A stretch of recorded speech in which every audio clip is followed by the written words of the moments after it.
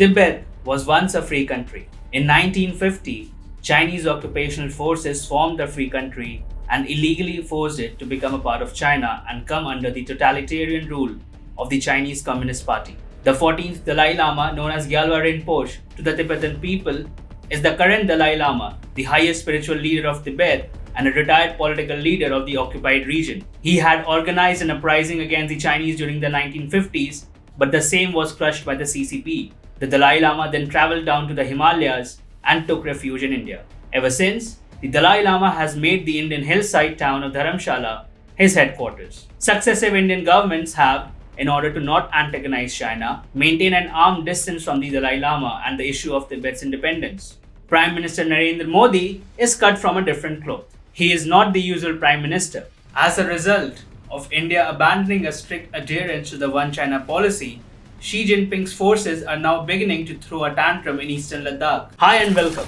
This is TFI English, the national and socio-political analysis arm of the TFI Media Group. I am your host Sohil, and in this video I will tell you how Chinese little emperors are trying to flex their non-existent muscles in eastern Ladakh once again. Let's begin. On Tuesday last week, the 14th Dalai Lama's birthday was celebrated by Tibetans across the world, particularly in India. In China-occupied Tibet, though, celebrations did not take place due to the dictatorial control of the Chinese Communist Party. The CCP feels threatened by the Dalai Lama. Not only has China banned the Dalai Lama from the country and disallowed any observances of him in Tibet, but it is now also trying to intimidate the followers of the Dalai Lama in India. Unfortunately for China, the Indian army is always ready to break the jaws of Chinese wimp-like soldiers. At a time when India and China are locked in a tense military standoff in eastern Ladakh, PLA soldiers and some Chinese civilians intruded into Indian territory and objected to the Dalai Lama's birthday celebrations at a border village. Chinese People's Liberation Army troops and civilians came on the other side of the Sindhu River in the Demchok region of Ladakh. The Chinese tried to intimidate villages of Doley Tango near Koyul. They did not enter the village but displayed objectionable banners saying China and Tibet are one.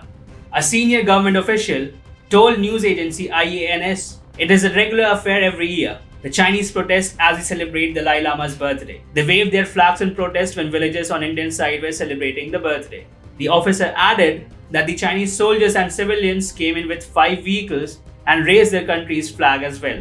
This year, the Chinese are particularly infuriated, since the Dalai Lama was publicly greeted by no less than Prime Minister Narendra Modi and 2 of his senior cabinet ministers, Nitin Gadkari and Hardeep Singh Puri themselves. This was the first time since taking over as Prime Minister that Narendra Modi openly associated with and wished the Dalai Lama. Not only did Prime Minister Modi wish the Tibetan spiritual leader on Twitter, but also called him and spoke to the man who has millions of followers around the world.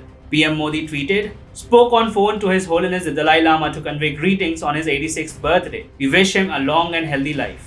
China regards the 14th Dalai Lama, who has lived in exile in northern India for more than 6 decades, as a dangerous splittist or separatist and is outraged upon seeing any engagement with him.